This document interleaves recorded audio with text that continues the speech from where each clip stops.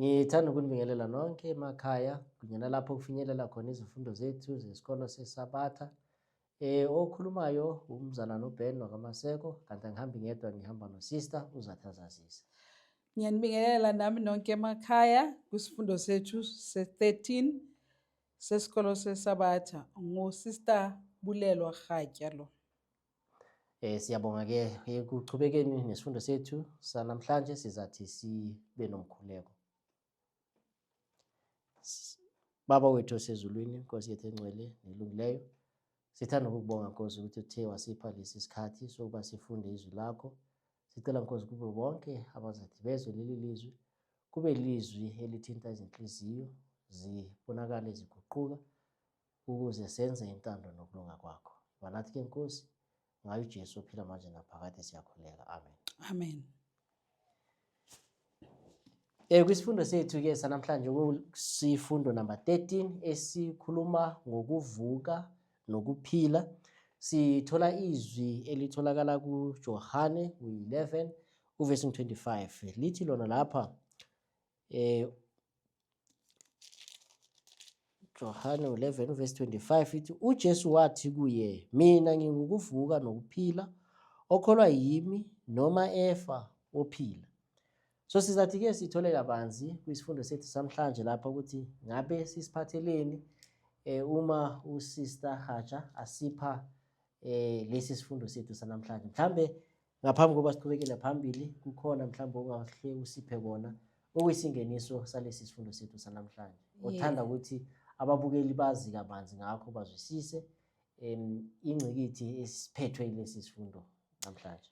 Njengoba sitholile isihloko sesifundo sithi uJesu wathi ukuvuka nokuphila.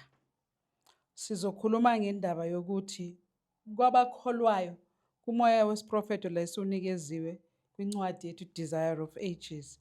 Sichazelwa ukuthi kokholwayo ukufa kuyinto encane kuye, into nje yesikhashana, ngokuba uJesu usithembisa ukuthi isikhathanyana sokuthula sokuphumula ethuneni, makebuya uzobavusa bonke abalele. Sizachazelwa-ke kabanzi uma siqhubeka ngesifundo ukuthi kwenzakalani kwindawo yaseBethani. Amen. Well, i-Desire of Ages lana kulesi singeniso njengoba sosithintile sithi sona kwabakholwayo ukufa kusiyinto ekufanele ibe yesabisayo noma ethusayo empini. Kodwa-ke siyazi ukuthi uma ufikele ukufa kuya kube nzima kakhulu ukuthi umelane nakho. Akusiyinto elula kangako. Nanoma sikholwa ukufa kuyasehlela, and futhi uma sekusehlele siyaye sibe nobunzima ukuthi samukele lokhu kufa lokhu okukhulunywa ngakho lapho. Kodwa-ke sizathi sithole kwisifundo sethu ukuthi kungani uJesu Kristu athi yena kufanele sikuthathe njengesikhashana nje esincane, kungasho lutho kithi, kufanele ukuthi siyelele. Sizathi phinde futhi senze njani? Sivuswe. Masingene-ke kwisigaba sethu sangesonto esithi uJesu Kristu asendaweni yaseBethani. Kunombuzo-ke esiwutholayo lapha uthi wona kwisigaba sokuqala, ithi ekuzweni ukuthi uJesu Kristu uyeza endaweni yaseBethani, yini into ayenza uMartha lena eyamenza yamenza ukuthi abe nozwelo or waba ne-express. Ithi yona lana maybe masifunda ukuthi what did Martha do and what conviction did she express? KuJohana 11 verse 20 to 22. Esikutholayo lapha kwiJohane chapter 11:22 sithola ukuthi uMartha wathi ekukhathazekeni kwakhe, siyazi ukuthi i-background ye-story sakaMartha noLazarus. uKristu bekathanda ukuhlala kuMartha noMary noLazarus, ikhaya la bekathola ukuthokomala khona nokuthokoza. So makubezwa ukuthi uyagula uLazarus, uJesu azange aze wadiliya. Yilekho esikuthole kwisifundo sethu esidlulile. Manje uMartha uyamhlangabeza sekekhathazekile ngoba uLazarus sekalele ubuthongo bokufa. Uthi kuye, Kristu, uma ngabe bowula umfowethu ngabe akafanga. lento le ibonisa ukuthi bekanokukholwa kuye ukuthi uJesu Kristu bekazomelapha lokugula bekakuwo. So sitholele kwisifundo esidlulile kodwa ukuthi uKristu wadileya ukuze udumo lwakhe lubonakale kubantu laba bebezitha zakhe amaJuda nabaFarisi abebehlala bebhekene namaphutha ukuthi uzoyenzani ephambene nokulunga uJesu Kristu. Amen. So siyathola ukuthi i-conviction uMartha abanayo ekuzweni ukuthi uJesu Kristu sekeza kwindawo yaseBerthani. Uthi lena lana if bowuzile ngabe kwenzakaleni Ngaba kafanga konke lokho mfowethu. Lokho kubonisa ukuthi uMartha bekanokukholelwa ukuthi uJesu Kristu ukuvuka nokuphila. And lokhu kubonakala ngokuthi uyayisho lento expressingly abonisa ukuthi ngempela uJesu Kristu if bekakhona lana ngabe akwenzekanga lutho.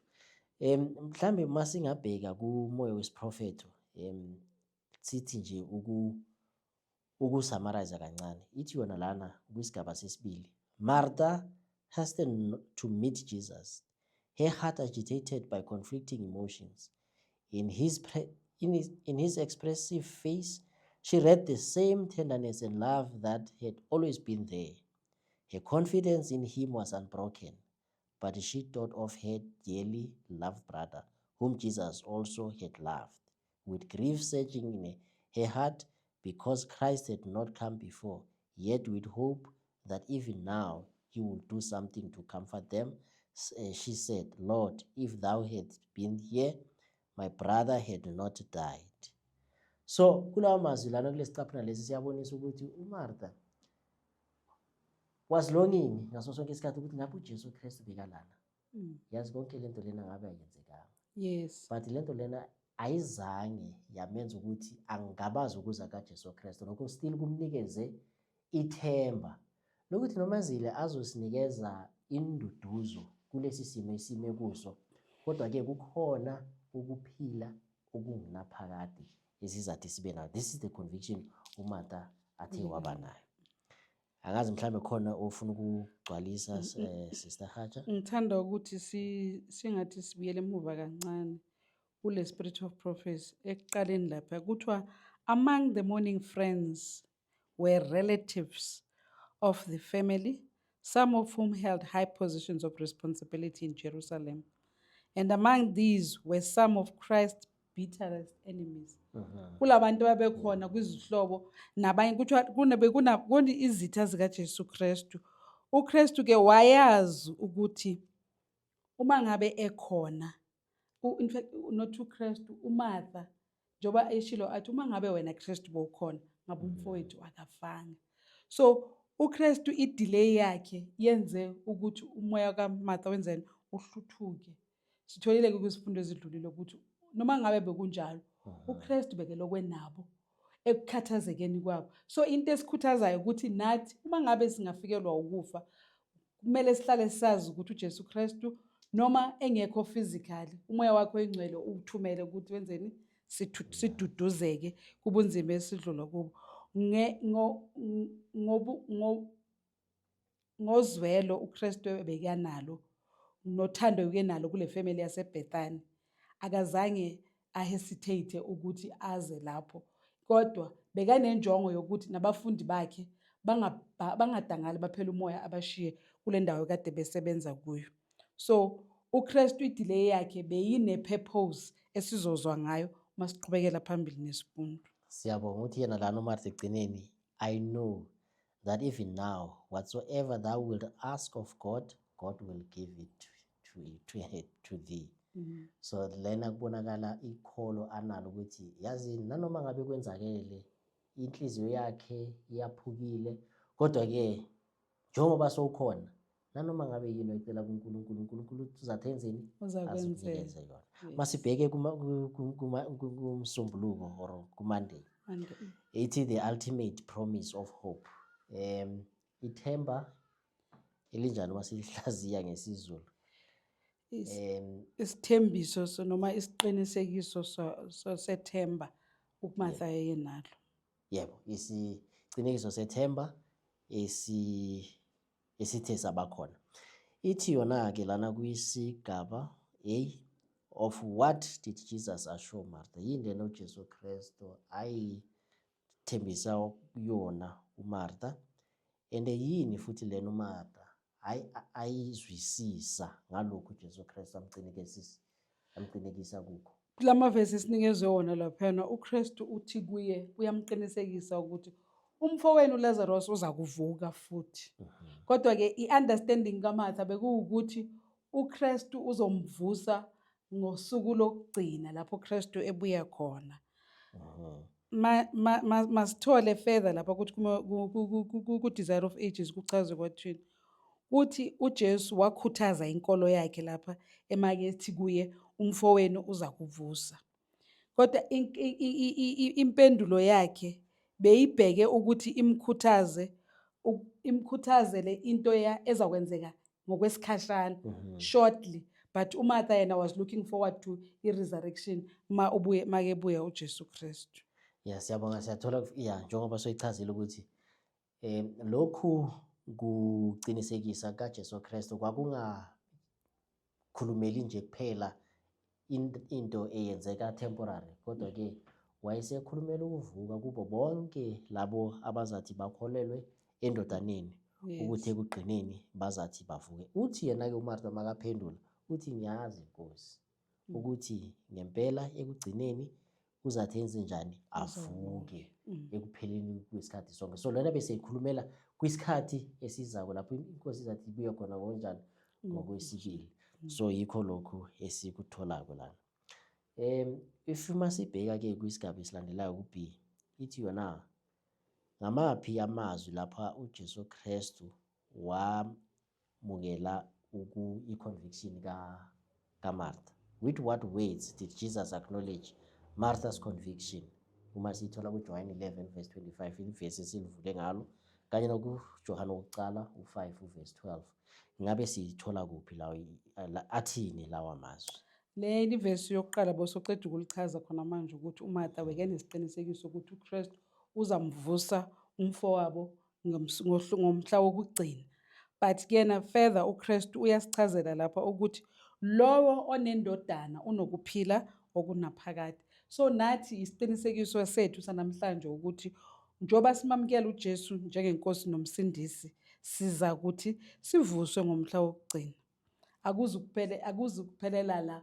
Kumele sibe nezwisiso nenjabulo yokuthi kumuntu olilungisa ukufa ukulala akusukufa, into yesikhashanyana nje. uJesu makabuye uzosivusa. Siyabonga uJesu Kristu njengoba siyasho ukuthi yena ungukuvuka, ungukuphila. Loyo okholelwa kuye uzathi abe njani, nokuphila, ukufa akasoze akubona. Kodwa ke siyaphinda futhi sicwayiswe lana ukuthiwa lona ongakholwa angeke akuphinda kubona uvuko. So ke siyanikezwa lana ke ithemba ukuthi masikholweni kuJesu Kristu, and if sinalokhu ukukholwa then sizathi sifumane impilo kuJesu Kristu. Kwisigaba C sithi sona isiphi isithembiso, what promise is the basis of our hope beyond the tomb, and how did Martha's conviction relate to Christ's miracle? Isiphi ke isithembiso esisilethela ithemba ngaphezulu kwethuna, kungani yini lokho eyenza ukuthi uMartha abonakalise lana kulesi sihlakalo esenziwa uJesu Kristu? Lapha kuJohane chapter 5 verse 26 siyachazelwa lapha ukuthi ngokuba uBaba unempilo kuye, le mpilo le ekubaba wethu uNkulunkulu uyinikeze kwindodana yakhe uJesu Kristu. And then kuchazwa futhi ukuthi umnikeze amandla futhi ukuthi okwehlulela ngoba eyindodana kaNkulunkulu. So akuphelanga kumandla okwehlulela kuphela, usho ukuthi umnikeze amandla wokuvusa abafile, ngoba uthi uJesu Kristu kule quote ebesinikezwe ku-Desire of Ages lapha ngenhla, impilo kaKristu impilo engabolekwanga. So uKristu unamandla ukuthi naye athi noma ubumi bakhe uma efile naye akwazi ukuzivusa. Ngoba singacabanga ngaye maye bethelwe esiphambanweni, uKristu wabatshela abafundi bakhe ukuthi after 3 days ngizovuka. So wavuka. Into esichazelayo ke yilapho ukuthi le mpilo yakhe engabolekwanga noma engatshelekwanga igama lesizulu eliproper. uKristu uyakwazi ukuthi impilo noma seyiphelile akhona ukuyibuyisela emntwini. Ithi lapho uKristu bekabheke phambilini lapho ngokuza kwakhe kwesibili.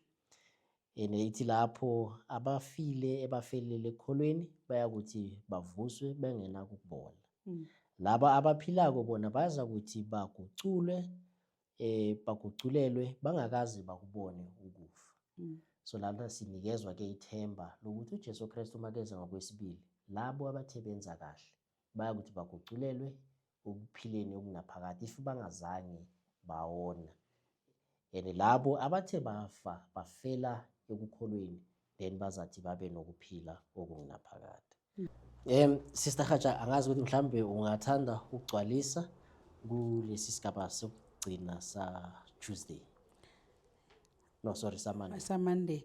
Indaba bengifuna ukuyigcizelela la ukuthi la ku Desire of Ages sichazelwa ukuthi lo mmangaliso uKristu bekafuna ukwenza wokuvusa uLazarus ekufeni bekuyi illustration noma ebefuna ukubonakalisa ukuthi uvuko lwabafile into ekhona ezakuthi yenzeke noma ngabe bekukhona abantu mhlawumbe abathandabuzayo abanokungabaza ukuthi ngempela likhona uvuko lwabafile.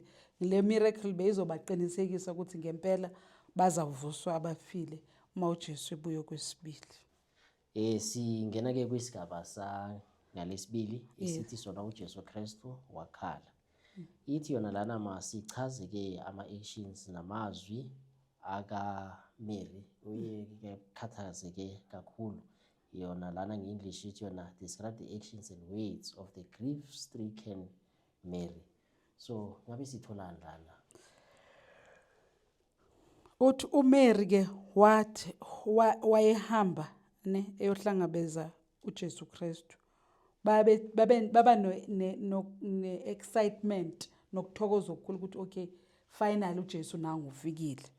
Then uMary naye wakhuluma lamazwi kade ekhulunywe nguMartha ukuthi Nkosi uma ngabe bowukhona la ngabe umfowethu akashiyanga. And then wase ehamba embamba ngesandla ethi kuye makaye azobona la uLazarus akhona. Embonisa ukuthi ngempela uLazarus sekafile. Kuthiwa uJesu Kristu makafika lapho wakhala. So sometimes nathi abanye abantu bayabathi uma uswelekelwe umuntu omthandayo bathi qina ungakhali. Uma ngabe the majesty of heaven uye wakhala kungani kumele thina singakhali? So into nje ekumele si-understand ukuthi akumelanga sikhale njengabantu abangenathemba, singakhala njengabantu abaswela ukholo. Sinesiqinisekiso sokuthi uJesu uyabavusa abafile. Amen. Siyabonga ke lana njengoba sithola ukuthi wayekhathazeke kakhulu uMary. Kuthe uMartha makafika azombiza akazange waphuzisa isikhathi kodwa uvele wasukuma wamlandela. Kuthiwa kanye futhi nalamaJuda ebekakhona azoduduza baphuma kunye naye baconda kuphi ethuneni. Yes. Ukuze babone ukuthi babonise uJesu Kristu. Kusigaba sesibili ithi sona lana lapho uJesu Kristu abona uMary nalabo futhi amaJuda bebakhala kunye naye. uJesu Kristu wenzani futhi kungani? Sichazelwe la ukuthi uKristu wakhathazeka, umoya wakhe wahluthuleka kakhulu make babheka. Futhi into eyenza ukuthi agcine ekhala, ubengakhali ngoba ekhalela ukuthi uLazarus akasekho. Unamandla bezazi ukuthi uzomvusa.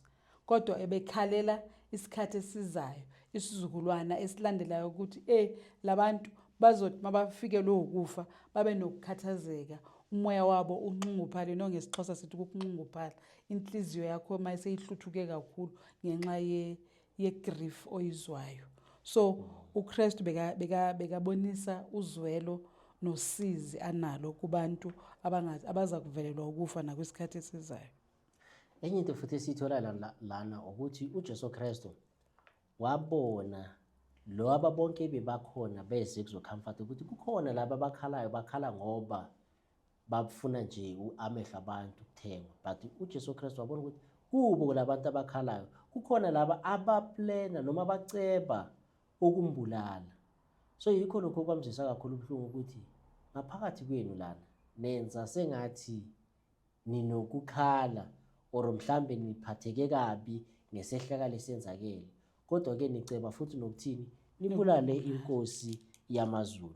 Kungakho lokho kwamkhathaza kakhulu uJesu Kristu esimoyeni sakhe, abona konke lokhu kwenzeka.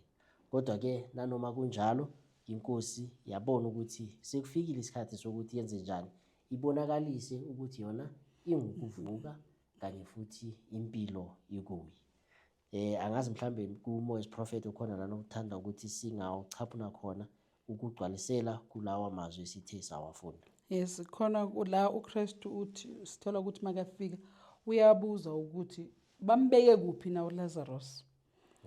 Izihlwele ke nabo bonke laba bekhona wathi makuhanjwe kuyiwe kuphi la bambeke khona.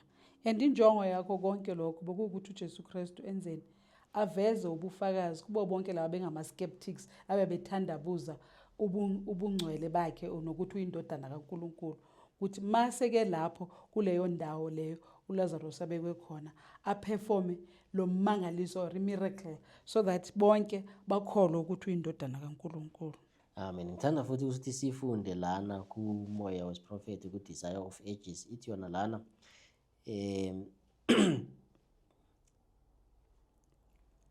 in view second paragraph, it in view of this human distress and of the fact that the afflicted friends could mourn over the dead while the Savior of the world stood by, Jesus wept.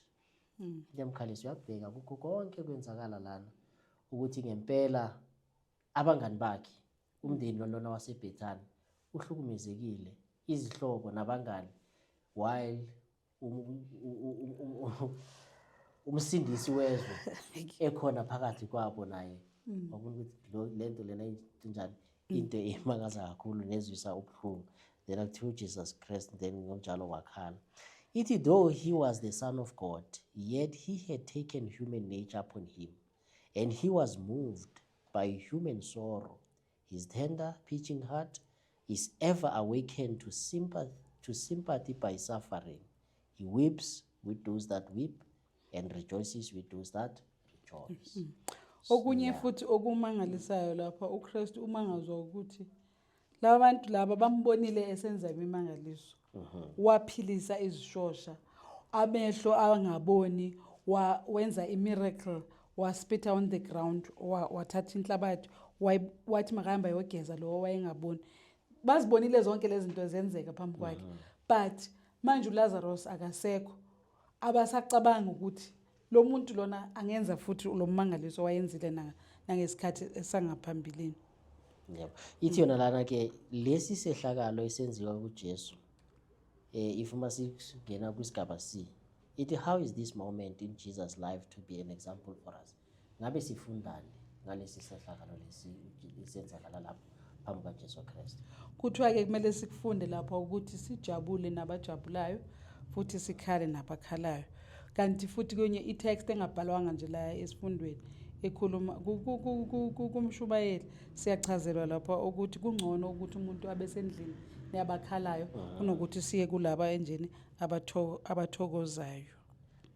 Kuyinto ekufanele sibheke sinake futhi yokuthi asikwazi ukuthi sishiye imindeni ekhathazekile. Thina sithi senza njani? Siyajonga zethu, siyakujabula, sing praises and all of those things. Kodwa ke kukhona imindeni ehluphekile, kukhona imindeni ekhathazekile, kukhona imindeni eshiwe izihlobo zabo. So kuyinselela nakithi ukuthi namhlanje ngabe thina senza njani na if kuvele izifo, siyabanakekela abasezinhlungwini na? So kuyisifundo esikhulu lesi kufanele sisibheke, singasikhulumi nje kuphela kodwa sibonakale ngezenzo, because lana kuthiwa kufanele sithathe yini isibonelo lesi uJesu Kristu asiwasenza. Sizathi ke sichubeke singene kwisigaba sa Wednesday noma ngalesithathu. Sithi sona lana cooperation between God and humanity, ukusebenzisana phakathi kwaNkulunkulu nabantu. or nabantu. Kusigaba sokuqala sithi sona, what command did Jesus give to those around him? Isiphi ke imiyalelo uJesu Kristu abanikeza yilabo ebebasondelene naye? Siyathola lapha ukuthi uKristu uthi mabese befikile kule ndawo labambeke khona uLazarus. Uthi kubo, nina nonke susani ilitshe leli elibekwe kule ndawo le abekwe kuyo uLazarus. Kodwa uMartha ke uthi kuJesu Kristu, kodwa manje ngalesi sikhathi sekuyisikhathi eside because bekusekuthwani bekuyi 4 days uLazarus elele ethuneni. Naye into efuneke siyinote lapha ukuthi ngalezi zikhathi zabo bekungena ama postmortem njengesikhathi sethu. So after 4 days umuntu seke ngasekho bese kuyi confirmation ukuthi ngempela lo muntu lo ufile. So that's why uMartha ethi kuye, Nkosi kodwa sekunezinsuku ezi4 engasekho. Kusho ukuthi ubonisa ubuthakathaka bethu bobuntu uMartha. Bekacabanga ukuthi hey yini into angabasayenza. Impossibility kukho konke lo. Yes, ukuthi 4 days akasekho umfowethu kuzo yini into ezoyenza uJesu Kristu. Kanti ngalesikhathi athi ku mabasuse ilitshe, yena bekazi ukuthi uzoqala ke enze le miracle. Izihlwele zonke zikhona, nabo bonke laba abebethanda buza ukuthi indodana kaNkuluNkulu babone ukuthi ngempela uyiyo makakwazi nokuthi avuse ongasekhoyo. Amen. Kunento engiphawulayo lana mhlambe just to connect the two things, humanity, God and humanity cooperating. Uthi lana uJesu Kristu mabarole the stone. Akasho ukuthi yena mhlambe acommand or anikeze izingelosi ukuthi no kube nguye osusa leli litshe. Kodwa ke uJesu Kristu uthi yena susani ilitshe. Then the cooperation ekhona abazange babe ne resistance. Bavele benze njani? They roll out the stone. Ukuze kwenze njalo uJesu Kristu akwazi ukungena phakathi ethuneni. Kodwa ke njengoba soyikhulumile, kukhona futhi into enzakalako la noSathane unezindlela zakhe zokuthi alethe ukungabaza kuzo zonke izinto uJesu Kristu azibeka ebantwini bakhe. Uthi la noMartha sekuyi 4 days abekiwe lana. Mhlambe sekanuka nokunuka. So lana uquestiona manje i-ability kalento lena kaJesu Kristu ukuthi uJesu Kristu can do a miracle, uJesu Kristu can raise the dead. So lana kuyinto manje uSathane sekaletha, but ke lana sithola ukuthi uJesu Kristu unamandla okwenza lento thina singabantu esingacabanga ukuthi ngeke yenzeke.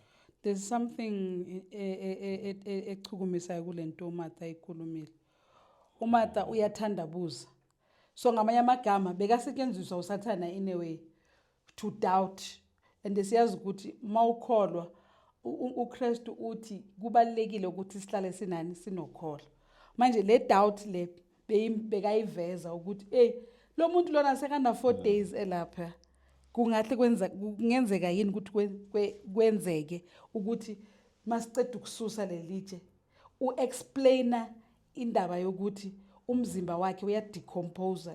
Igama lokudecompose ke lesizulu asilazi because bese ukustate la ukuthi so yabola, so yaphelelwa yini into engahle yenzeke sekuyileso sikhathi. So now uKristu yena ubonisa ukuthi now as uNkulunkulu himself akahlulwa ulutho.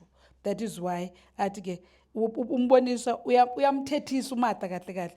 Masifunda mala second paragraph la ithi Christ reproved Martha, but his words were spoken with the utmost gentleness. Said I not unto thee that if thou wouldst believe thou should see the glory of God. uKristu uyamthethisa kuMartha uthi kuye angithongo yini kuwe uma ngaba ungakholwa uzokuyibona yini inkazimulo kaJesu Kristu. Now this also teaches us isifundo ukuthi nathi kwizimo esibhekana nazo empilweni funeke sithande ukuthi ngokukholwa singabona inkazimulo kaNkuluNkulu. Ngiyathanda kulesi sicapho na ufunde kuso mawuchubekisa lapho sithi sona, why should you doubt in regard to my power? Yes. Why reason in opposition to my requirements? You have my word. If you will believe, you shall see the glory of God. Amen. This is a very powerful statement. Sibonakalisa amandla kaNkulunkulu. Ukuthi uNkulunkulu makakhulumile, akukho umuntu ongakhuluma ngokwahlukene nalento ayishilo. If athe ngizawenza, uthi yena, you have my word. Take it, and then izakwenzakala kanjalo. uKristu lapho usibonisa futhi ukuthi okungeke kwenzeke kumuntu kuyenzeka kuNkulunkulu. Bekafuna ukususa ukuthi acishe konke amathandabuzo. And notice indlela amkhuza ngayo uMartha. Ubonisa ukuthi nathi in our Christian journey kuyenzeka ukuthi abantu uthi ufuna ukwenza umsebenzi for uNkulunkulu bathi uzoyikhona lento le. So kufanele uphikelele uzimisele ukuthi no ngizokwenza ngokusizwa ubani uNkulunkulu ngoba uNkulunkulu akaxawa lutho. Siyabonga bosokhave isigaba esilandelayo futhi ngokunjalo ukuthi uye wamkhuza kanjani uKristu kuMartha ngokuba ngokungakholwa na. And isho njengoba usho ukuthi namhlanje nathi siyaya nokungabaza amandla kaNkulunkulu ukuthi ngempela lento ingahle yenzeke na. Kanti uNkulunkulu makakhulumile kufanele sithathe amazwi akhe njengoba njalo. Sichubekele siye kwisigaba sa Thursday. Singakayi lapho my brother ngithanda sicheke la kuMoya Prophet. Okay. Uthi abanye namhlanje abanalo ukholo oluphilayo. Kungakho bengaboni amandla kaNkulunkulu. So kusho ukuthi uma ngabe sifuna ukubona amandla kaNkulunkulu sidinga ukuthi senzeni sibe nokholo. And iBhayibheli lisichazela ukuthi awudingi nokuthi ube nokholo olukhulukazi ukuthi ube nokholo oluncane olufana nani nemustard seed. It's the smallest seed ever, but iyenza ini isihlahla esikhulu. So siyaxwayiswa lapha ukuthi nathi ukholo lwethu malwenzeni lukhule. Amen. Siyabonga. Siya kwisigaba ke sa ngalisine esithi sona uJesu Kristu uvusa uLazarus. Ithi yona lana ke kumbuzo wokucala imuphi umthandazo uJesu Kristu wawenza ngaphambi kwethuna or noma ngaphambi kwesepulture ngazi singayibiza ukuthi ithuna leso. Yeah, ithi yini ayenza lapho sika ngaphambi kwethuna. UJohn 11:1-42 isinikeza izimpendulo zakhona.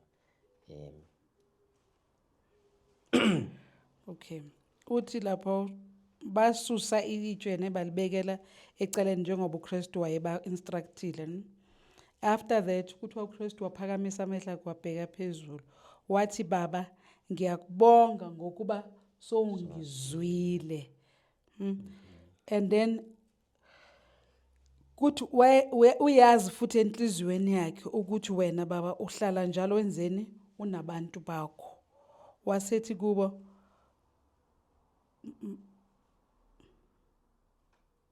ngiyakusho lokho ukuthi bonke laba abakhona la baze bakholwe ukuthi mina ungithumile. Wase kuthiwa wamemeza ngelizwi elikhulu wathini vuka Lazarus. And siyabona ukuthi umdali wezulu nomhlaba maseke ekhulumile nendalo iyamlalela. Sizwa lapha ukuthi uLazarus waphuma phakathi kwethuna embethiswe lezi ngubo bembathise zona ezimhlophe waphuma ephilile kungena nesign yokuthi lo muntu lo bekegula makezongena lapha ethuneni. Ya lesini eyayenzakala laphana the way i-desire of ages ibeka ngakhona ithi bonke labo bebakhona basara noJesu Kristu babhekile ukuthi uJesu Kristu ngabe uzowenzani na. Bonke bebalindele ukubona ukuthi ngabe ngempela uJesu Kristu uzomvusa uLazarus na. Kuthiwa all the mourners they were silently looking wanting to see ukuthi ngempela uJesu Kristu uzayenza lento lena na. Ithi lana the command is obeyed, the stone is rolled away, everything is done openly and deliberately.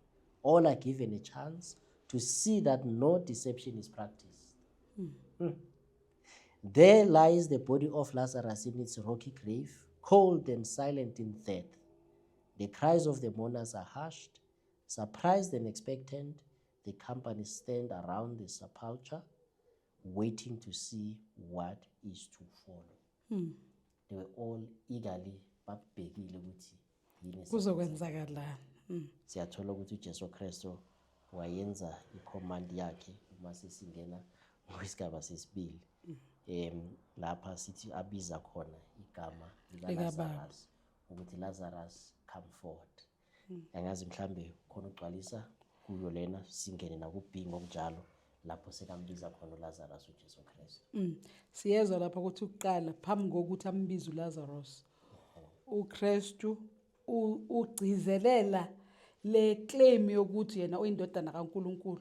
Lento ibithukuthelisa laba amaJuda nabaFarisi abakhona ngaphakathi kwalesi siqu. Athi angaqeda ukusho njalo abesebiza ngelizwe elikhulu athi Lazarus phuma. uLazarus ngempela alalele. So njengoba usochazile mzalwane mawufunda lapha ku Spirit of Prophecy ibonisa la ukuthi bonke abantu babekhona like icommand yakhe uKristu susani litshe. Kwenzeka lokho bonke bebhekile. So yonke lento leyo yenzeka ukuthi kube khona ubufakazi obuqinile ukuthi akuna into efihlekile. Yenzeka bonke bebhekile ukwenzela ukuthi babe nokuzwisisa okuphelele ukuthi lo okhulumayo manje indodana kaNkuluNkulu. And mayise ikhulumile indodana kaNkuluNkulu kwenzeka njengokusho kwayo. Konke kwenzeka ukuthi kube ubufakazi ukuthi uJesu Kristu uyindodana kaNkuluNkulu. Amen. Uphethe ukuvuka nezikhiya zempilo. So ke yikho esikutholayo kulesi sigaba sa Thursday. Angazi mhlambe ekuvaleni ke isifundo sethu sonke ukuthi mhlambe ungakwazi ukusipha summary yalesi sifundo sethu ukuthi yini esingathanda ukuthi ababukeli babe nakho uma bafunda lesi sifundo lesi sanamhlanje. Okufuneka sikuzwisise lapha ukuthi uKristu ngempela ukuvuka nokuphila. And ngicabanga ukuthi enye ilesson ekhiye kufuneka si understand ukuthi God's delays are not denials. Ukuphuza kukaNkuluNkulu akusukuthi uyasalela. Naku uMary noMartha bayamtshela uJesu ukuthi umfo omthandayo umfowethu Lazarus akasekho. Noma wathatha isikhathi ukuthi afike kodwa lapho sekefikile wenze ummangaliso wamvusa uLazarus ekufeni. And nokunye isiqinisekiso esisitholayo nathi njengamakholwa ukuthi uma ngaba kwenzeka silala ubuthongo bokufa asidingi futhi nokuthi sikusaba ukufa. Abantu bayakusaba ukufa. Kumele singakusaba ukufa. Sibe neunderstanding yokuthi ukufa kwethu ukulala kwesikhashana. uJesu mayebuya uzosivusa. Masihlale nalesi siqinisekiso nethemba lokuthi abafile kuKristu abafi bayalala kepha bazawuvuswa makabuye. Siyabonga isifundo sethu sizade sime lapho. Inkosi ngathi ngabusisa konke ethe kwafundwa. Amen. Amen. Sizothi ke sivale uma uSister Hatsha asipha umthandazo wokuvala. Singakhuleka. Bawethu osekhaya ezulwini sibonga umusa nothando lwakho. Mawuthe wasambulela amaqiniso asezwini lakho ngovuko lwabafile. Sibonga Nkosi nokuthi uvuselela amathemba yethu ngokuthi nabathandiweyo bethu abathe basishiya kulomhlaba siyazi ukuthi ngoba balele bekholwa kuwe uzathi ubavusa. Sicela ukuthi ke Nkosi ukhulise ukholo lwethu senze ukuthi singabi nokuthandabuza ukuthi ngenxa yokuthi sitholile nala esifundweni ukuthi kwesinye isikhathi umoya kaSathane ongendawo uyangenelela ube nokuphazamisa amacebo uNkulunkulu athi sekekhulumile nathi ngelizwi lakhe sithandabuze. Sibone nesibonelo esihle lapha uJesu ekhuza khona uMartha ukuthi angathandabuzi ukuze inkazimulo kaNkulunkulu ivezwe ukuthi senze ke Nkosi ukuthi nathi singathandabuzi kwizimo esibhekene nazo zokuphila sibe nokuzwisisa ukuthi wena inkazimulo yakho ingembulwa ngathi ngokholo lwethu. Nkosi iba nathi ke bonke nabantu bakho abalalele lesi sifundo bazitholele nangaphezulu kwalokho esithe sakuveza esifundweni ngoJesu Nkosi siyakhuleka. Amen. Amen. Siyabonga ke isifundo sethu isifundo sokugcina sale kota. Sesizathi sithole ke isifundo esilandelayo esizabe sikukota 3 esiku-lesson yokucala esikhuluma ngoJesu, uSimon kanye noMary. Siphinde futhi ke sibonane kwisigaba esilandelayo. Amen. Amen.